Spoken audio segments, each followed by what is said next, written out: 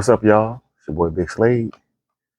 We're about to have a spoiler discussion on the Fantastic Four First Steps. This video would have been out a lot sooner, but I was having technical difficulties over the weekend.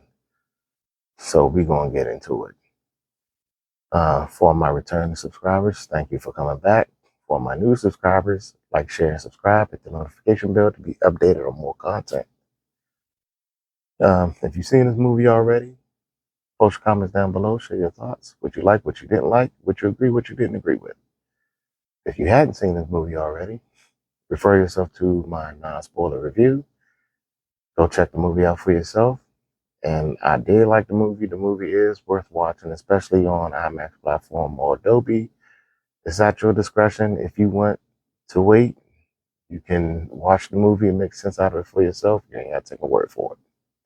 Marvel has finally put out something decent, a basic story, something decent, something worth watching, versus the other stuff that they've been putting out, the other crap that's just been a mess. So we're going to get into it. Marvel Studios Fanfare opens up in a retro style format. You're basically at the setting is Earth 828. It is like the retro style. If you're a 70s kid, 80s kid, and you're familiar with the Jetsons, that's basically the scene. It's 60s retro style with advanced modern technology. It's basically the Jetsons mixed with a little bit of old school, modern, up-to-date stuff. So basically, you see Sue and Reed preparing themselves. They're in their apartment getting themselves ready, and Reed is in one part of the bathroom. Sue is in another part of the bathroom taking a pregnancy test, and she reveals to Reed that she's pregnant. And as I'm going along with these spoilers, I'm just gonna lay out some of the significant parts of the film as I, explain. So she reveals to Reed that she's pregnant, and we cut to the next scene. This old school ABC style Ted Gilbert show where there's just a brief origin tale of the Fantastic Four, because he's hosting the show and they're a part of the show. They've been out, everything's in fours, so they've been out. 4 years have gone by since they went to space, got exposed to this cosmic storm, and came back with these abilities. Excuse me. So Ted Gilbert, he's hosting the show, and he has the Fantastic Four on the show. The world is aware of the Fantastic Four, and New York embraces these heroes. These heroes have been around for 4 years, saving people. And they show clips of them saving the Earth as he's explaining this origin tale. So they show bits and pieces of them saving the Earth. There's a brief scene where it's an Easter egg. It calls back to the Fantastic Four variant cover where they're fighting Giganto as he's coming out of the ground. There's a few scenes where they're fighting Mole Man. And there was another scene where they're fighting the Super Apes, led by the Red Ghost. And Red Ghost was supposed to have been played by John Malkovich, whose scene was cut, during the editing process, his scene unfortunately was cut and removed from the film. It would have been, I can just imagine the part he would have played in it. I'm pretty sure John Malkovich would have killed it, playing the character of Red Ghost. But unfortunately, his scene was cut and removed from the movie. So we get into the next scene where Ben and Johnny and Herbie. If you're familiar with the old school cartoon, they have Herbie in the movie, and they're prepping dinner. And there's some jokes between Ben and Johnny, and and the scene is hilarious. The jokes between the two, and it's pretty much what you saw in the trailer. The interaction between Ben Grimm, the Thing, and Herbie, with taste testing his cooking. So basically, um, Reed and Sue arrive, and like I said, you saw in the trailer. Uh, Johnny's like, "You're late," and Sue, and she's caught off. She's a little startled because she hasn't, you know, she's just caught off guard by Johnny's response. But it basically is what you saw, the same thing what you saw in the trailer. At this point, they reveal, Sue and Reed reveal that, you know, the pregnancy and new addition coming to the family. And once again, it's the same that you saw in the trailer with Johnny making the jokes to Reed about him being a father, a brand new father, and they're gonna be two awesome uncles, Johnny and Ben Grimm. So the next scene, you see where Sue um, is having a meeting with some politicians at the United Nations about peace talks. Um, this whole thing is governed about the involvement of the Future Foundation, this company, and their peace talks, their peace treaties with Mold Man and their area of subterranean. They also show an empty seat um, in the United Nations of Laveria, where, if I pronounce it right, and the chair is empty, and pretty much everybody's participated except for the leader of the country of Laveria, and that refers to Doctor Doom. So that's another Easter egg. The peace talks. We cut to the next scene where the news speculates that it's broadcasted that the Fantastic Four have a new addition to the family. The baby announcements is on the news, and everybody's speculating. The news media, everybody's speculating whether or not if the baby is going to have powers. So Reed decides to do some researching on his own to investigate the status of his baby during the process, before it's born. He's trying to do some research, and he's worried about the outcome of the baby. So he questions, if the baby will have powers, and he's going through all of this stuff and doing his, writing his little notes on a chalkboard. In the meantime, there's a deep space transmission that alerts Reed as Johnny walks in, and Johnny clowns Reed a little bit about Reed stressing out over being a new father, and presents some old school fat blueprints, fashion designs of some new suits that he was supposed to have had, years ago. But they turn their attention to the deep space transmission and trying to trace the source of the origin of the galaxy system where the transmission is coming from. And he gets the assistance from Johnny, um, as they document the audio of this deep space transmission. Um, Reed turns his attention over to this new teleportation device that he created, which he uses an egg as a test subject. transferring the egg from one place to another place in the room, and the amount of power that it takes um, kills all the power inside of the Baxter building, which that Johnny has to go and to the circuit breaker and reset the power to restore everything back. So now we cut to the next scene where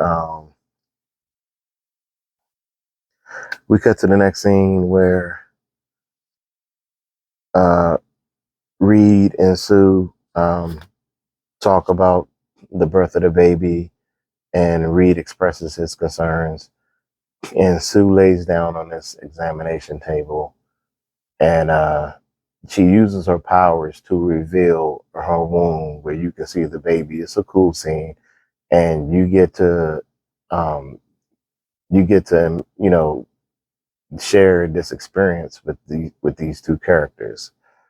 And she allows him to see the baby, and he's just, the worries are lifted off of his shoulders. So we go to the next scene where Ben is seen walking through the streets, and the kids see him. Once again, the city of New York. These people embrace and they love the Fantastic Four. The kids see Ben walking down the street, and they want him to show off a little bit. So he's encouraged to pick up this car. And so Ben lifts the car up, probably what you've been seeing in the trailers and on social media already. And he entertains the kids by lifting this car. And the kids are just amazed. And he teases the kids a little bit. He befriends a teacher that comes outside to greet him. And they have a friendly conversation. The next scene, we go to where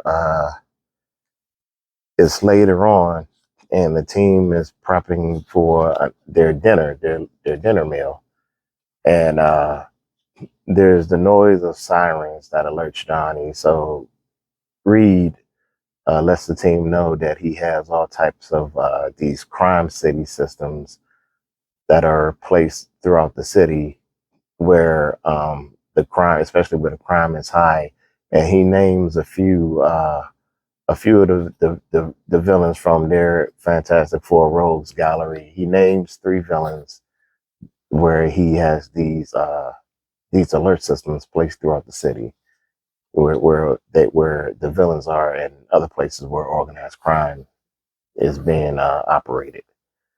And you can see the police scatter out through all these locations. So as they go back to eat dinner, the group is alerted. Their watches go off, and they get the red alert from their watches, and they see these explosions from the sky, from the night sky, and the Silver Surfer is introduced, and she looks badass. She looks good. Um, the scene is kind of reminiscent a little bit. A few of the scenes are kind of reminiscent a little bit to some similarities to the 2005 version where the Silver Surfer was introduced, but there's some similarities, but this was a lot cooler. And the visual effects on the Silver Surfer were just awesome. Johnny Reed, dispatches Johnny. Johnny goes up there. The rest of the team follow and their little supercar. And she makes her announcement that the Earth is marked for death to be devoured by Galactus. And she takes off. You've seen the scene in the trailer. And Johnny goes after her. The way that Silver Surfer moves, it's just, man, it's a major upgrade. It, like, this movie, just especially the scene, just makes you completely forget about the 2005 version. Once again, the visual effects, her intro, the way that she looks, the texture of the silver of her skin, that's just, man, it's off the chain. From her hair, her eyes, everything. It's just, the visual effects are just stunning. Especially with the way that she moves and how fast she moves, like how they display the show of her speed, and she flies past through these helicopters. She literally goes through these helicopters, and it causes a scene through Times Square. Johnny chases after her, and they're in orbit. He reaches for the surfboard. She talks to him. She says something to him in her alien language before flipping him off the board, and he goes back to the Earth. So the next scene, the team uh, they discuss how they're going to address this situation with Galactus coming to Earth, and Silver Surfer addressing, coming to Earth, making these threats, and so the team prepare to figure out a way to um, get to Galactus. So Reed, using his doing his investigations and doing his studies, he decides to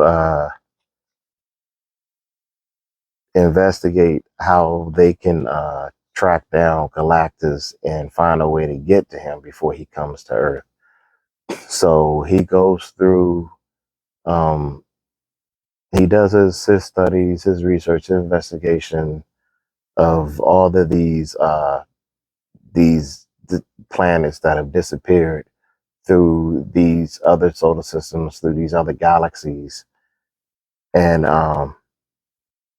they find a way to they find a way to they find a way to figure out how to track Galactus down by using the pattern of the destroyed planets and the energy source of the Silver Surfer that's linked to these systems. And in the meantime, Johnny shares his comparisons of the deep space transmissions, the alien language recorded from these destroyed planets. He shares the information with Sue, and he's trying to figure out what the connection is, um, in comparison to these, the same native language that was used by Silver Surfer. That's the same language that's in the deep space transmission. And he shares the information with Sue, the comparisons and how everything is linked to these destroyed planets. So Reed uses Reed creates this GPS system from the connected dots from each destroyed planet to find a way to the origin source, to find a way to reach Galactus. So they make their preparations, and as a team prepares to leave in the Excelsior, you see a couple of scenes where the scenes go back and forth between him holding a press conference, talking to the public, and them, preparing to leave the ship. So let me rewind back a little bit. After the team, because I got ahead of myself. When Reed and Sue made an announcement to Johnny and Ben about the new addition to the family, Kirby is assigned to make make the home baby proof, baby safe. And this scene is hilarious because every time Kirby, like there's a scene where Kirby puts these latches on the cabinet doors, and Ben is just, he's just doing this thing, going through the cabinet, snacking, and he pulls the cabinet doors apart because the latches are locked. So every time Kirby does something, Ben or Johnny pretty much affect the contingency plan of the baby safe assignment by Kirby. So there's a scene where he put up a baby gate at the top of these stairs, and then Ben trips over the gate and falls down the stairs. So that scene pretty much took place prior to them prepping to dinner and the arrival of the Silver Surfer. So I so that scene, the baby contingency plan scene took place after the baby announcement.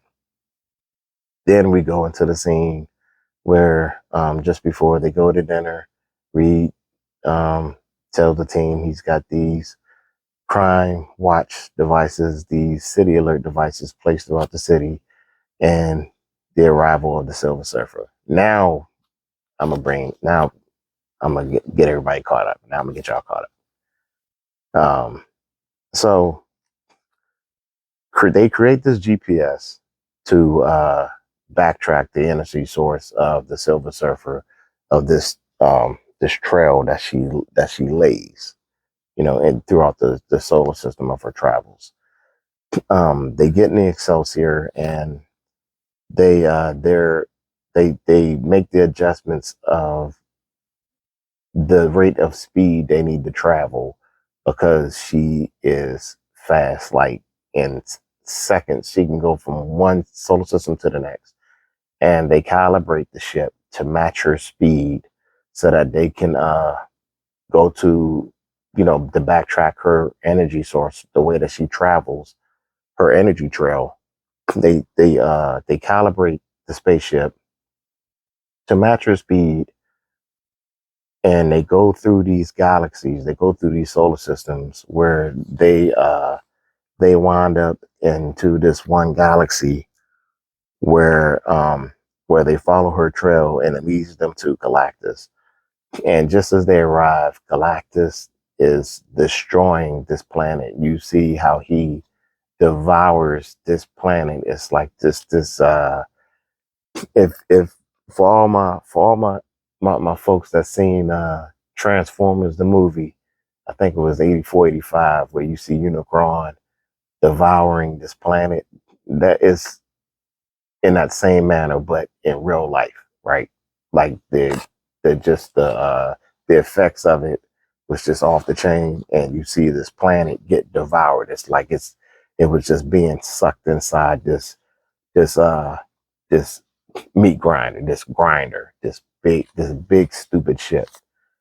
And upon them being within proximity of this ship, after the planet gets devoured, Galactus uh, catches them in this ray of light, and the system, like, they're just suspended. They can't go anywhere. They're locked in. And he lowers the ship inside of his ship, the Excelsior inside of his ship, and Silver Surfer um, catches the team. The ship, prior to that, the ship is being scanned for life. And Silver Surfer meets the team, where she decides to escort the team to meet Galactus. Excuse me. So the team, they get up the ship, and as while Silver Surfer is escorting the team, Johnny makes an attempt to talk to her. And Johnny being Johnny, but he's trying to communicate with her, and it was a failed attempt. So they meet up with Galactus, and basically during their encounter, um, Galactus senses that Sue is pregnant, and Galactus makes it known to the team that Sue is pregnant with a baby that has cosmic powers, like godlike cosmic powers. And he lets them know that his powers are far beyond so strong that that this baby can rid Galactus, that can rid him of his hunger of devouring planets. He can rid him of this curse, and he offers to spare their planet in exchange for the baby.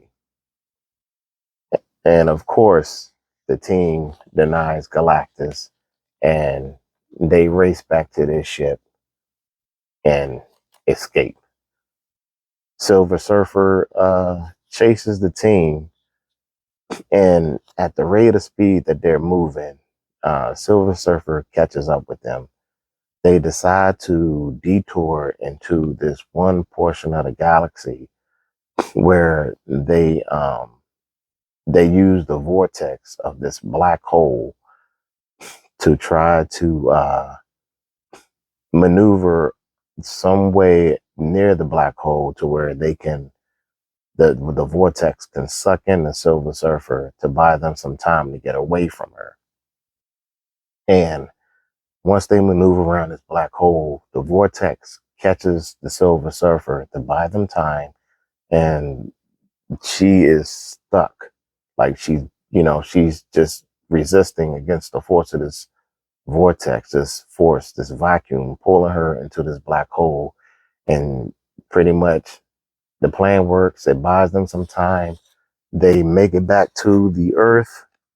Um, so now we're back at Earth a year later. And during their encounter with Galactus, before their escape, Galactus uses his powers to force Sue into labor.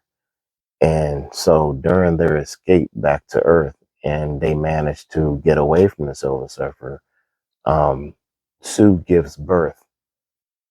Prior to their arrival back to Earth, Sue gives birth to Franklin. So here we are, a year later, a month later, back at Earth.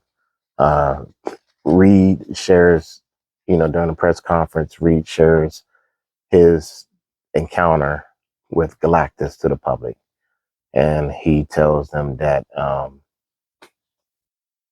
they have to sacrifice the baby to save the planet. And pretty much they just leave it at that. And the public is, the people on Earth, the public, they're at an uproar because at this point they feel that the Fantastic Four, they're not gonna honor their word at this point, and they're they messed up, man. They're like, how they're gonna address saving the planet, and they ain't trying to give up their, they just had this baby and they're not trying to give them up, and it's like, they're trying to figure out how they can address this problem with Galactus. In the meantime, the public, everybody's scared, everybody's angry, everybody's panicking because they're like, they're gonna have to, if they really the heroes that they say they are, they're gonna have to make the ultimate sacrifice. And pretty much the planet is like, hey, y'all gonna have to get that baby up. Like, people are protesting, they angry, they out making noise, they outside the backs of the building. Um, everybody's upset, and you see some things, some days go on. Even the media, everybody's trying to question. Some people painting a negative narrative about the team, being selfish. Ben Grimm is catching heat out on the street. You're going to save your family, but you're not going to save ours. Like everybody is just freaking out. So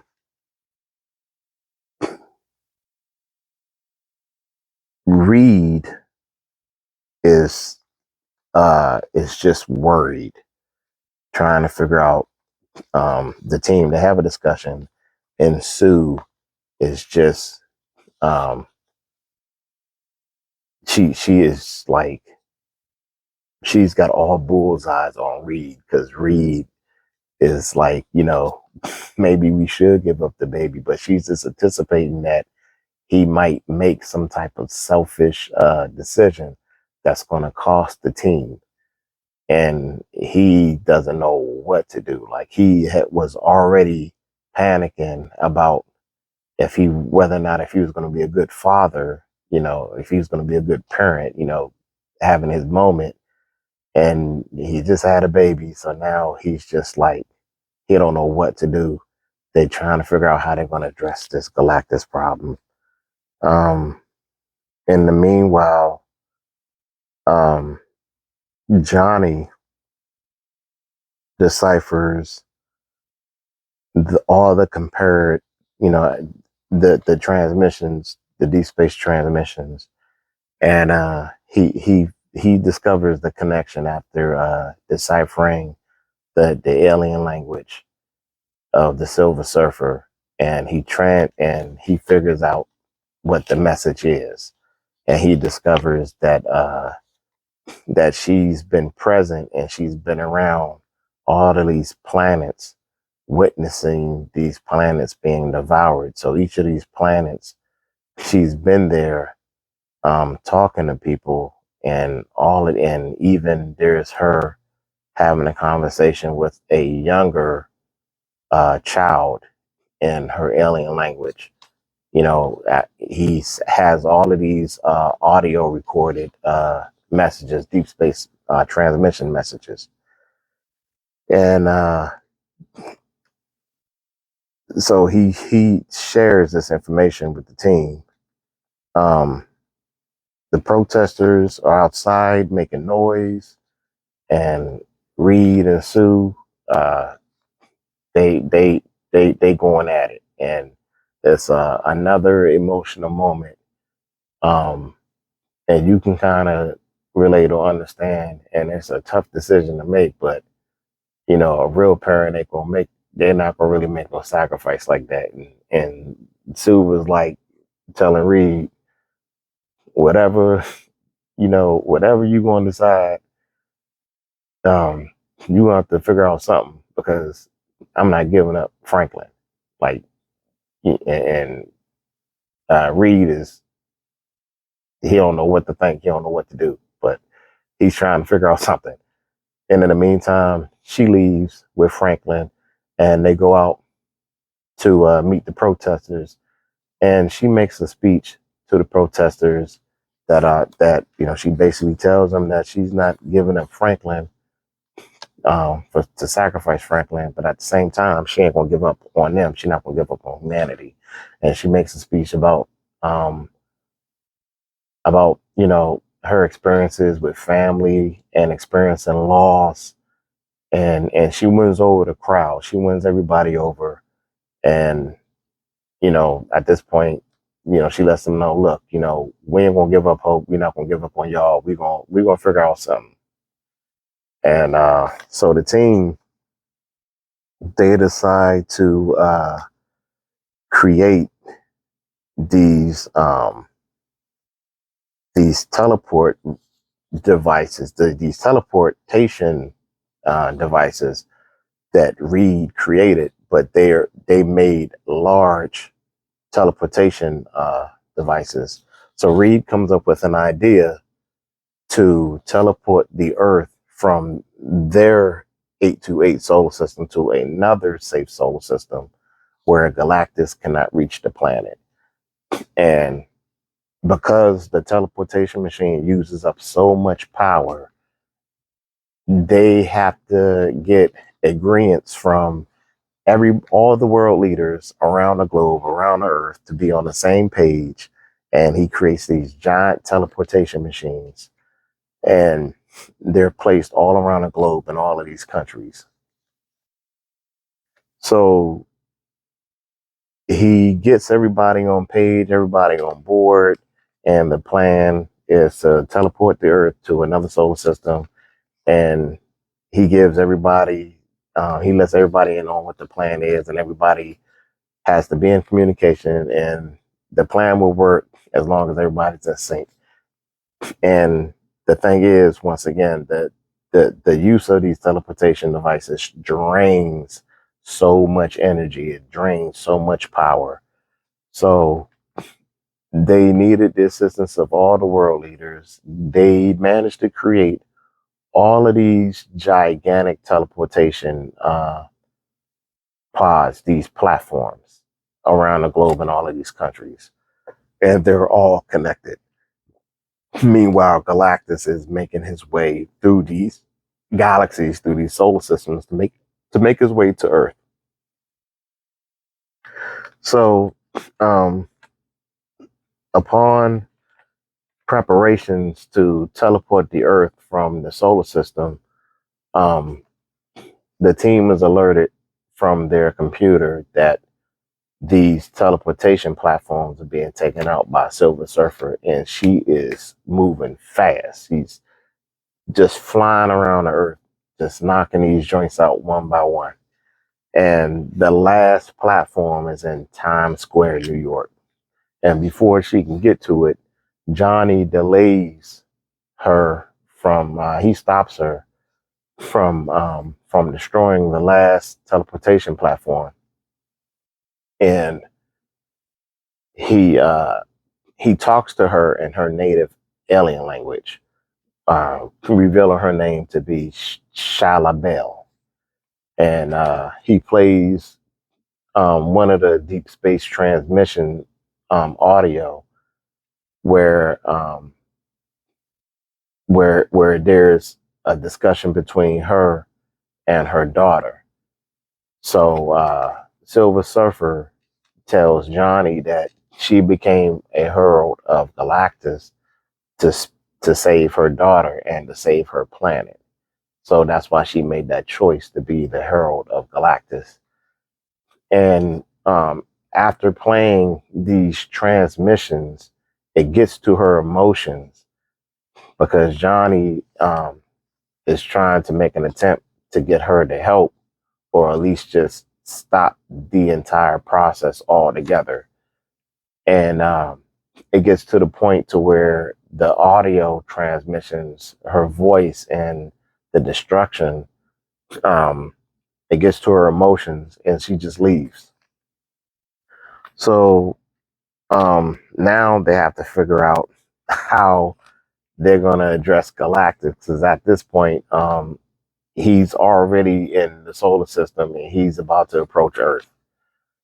And so Sue, this, fire rescue, the city is people trying to leave the city, they're trying to evacuate, and they don't think that they can save enough people in time from leaving the city because they know Galactus is coming from, he's coming from Franklin.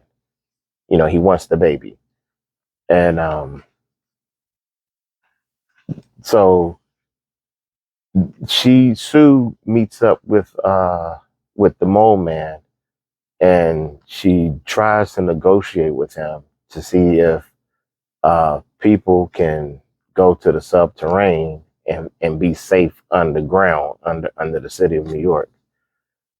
And reluctantly, he agrees to do it. And and this little scene, the bantering between Reed Richards and Johnny Storm, the interaction with Mo Man is hilarious. But he agrees to do it, and the people, half of the people in the city are going underground for safety, while there are others trying to evacuate the city, trying to get as far as they can to a safe place on the planet. So Galactus is on his way to get Franklin.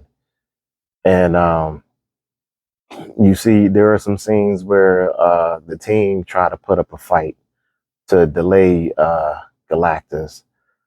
And they managed to move Franklin, who's sitting on the platform. They use Franklin as bait, and he's on this teleportation platform, the last one.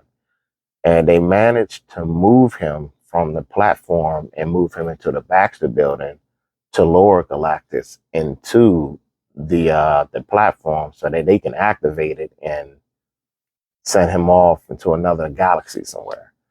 But that plot fails, and Galactus senses that Franklin is hidden inside the Baxter building. So now the team puts up another fight to delay him from getting to the Baxter building. And he reaches the Baxter building, and Sue uses her psychic, her psionic, her psychic powers, her to pull Galactus back and force him back to the teleportation platform. And she's doing all she can to pull him away from the Baxter building.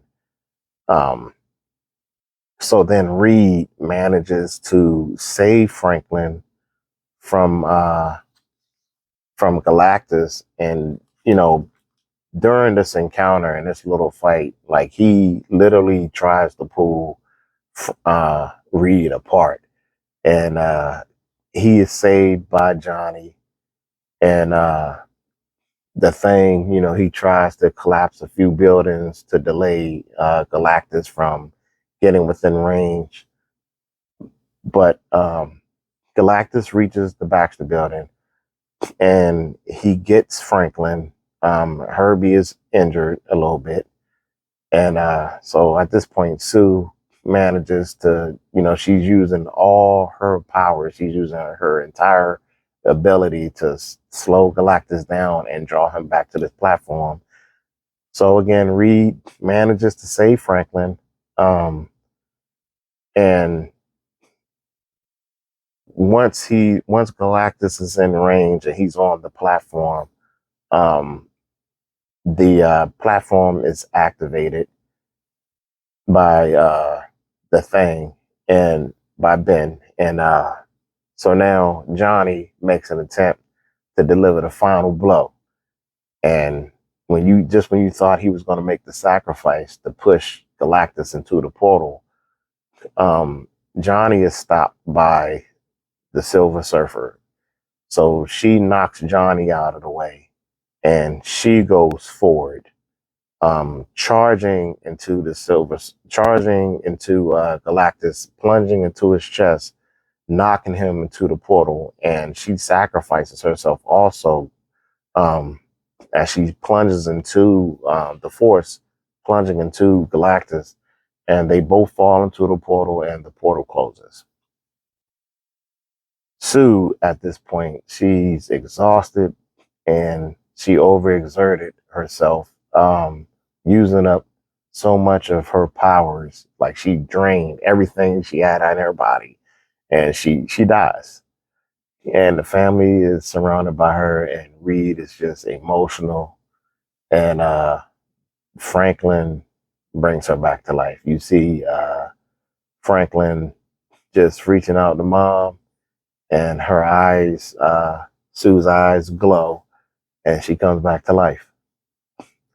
The city celebrates, and everybody's happy, and the team won the city over. Galactus is gone.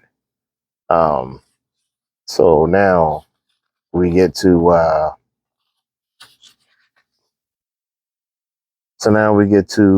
1 year later, the 1 year anniversary that the team saved the Earth. They saved the city from Galactus. We go back to the Ted Gilbert show. They're prepping to host with the team coming back to the show to make another appearance, and I guess to discuss this 1 year anniversary, this encounter with Galactus, and how they came up with this plan. So prior to them prepping for the show, they get an alert and they prep to go off to another adventure. And there's a scene where they get to the car and they're trying to it's a funny little scene where they're trying to get the baby seat, in the car. And you see Johnny, you see Ben, and you see Reed. They're all taking turns trying to get the seat inside the car so they can go off to the next adventure, the next mission. And it's a funny little scene, and it's like one of them things where it's just the simplest stuff that you're having problems with. It's always that one little simple thing that solves all the problems. And they managed to get this child seat in the car, and the gang, they're off in the car and they go off to another adventure, and that's pretty much the end of the movie. Um, there's a mid-credit scene where Sue is reading a book to Franklin, and this is 4 years later. This mid-credit scene was directed by the Russo brothers. This scene is a clip from Avengers Doomsday. So this mid-credit scene shows Sue 4 years later, and she's reading Franklin, reading some books to him, and he's a toddler at this point. So she leaves him on the couch. She goes to get another book, and when she comes back, she sees Franklin interacting with someone wearing a green hooded cloak, holding a metal mask. So you already know who that is, or you can just speculate who that is. If it's the lucky, you can say to yourself if it's the lucky leprechaun from the Lucky Charms cereal box, but we all know who it is. The next end credit scene where you're sitting through the theater watching all the 5 to 10 minutes of end credit scenes roll, and the end of the film, there is a 828 Fantastic Four cartoon. So this just the cartoon introduction of the team. That's how popular this team is. They have all type of merch.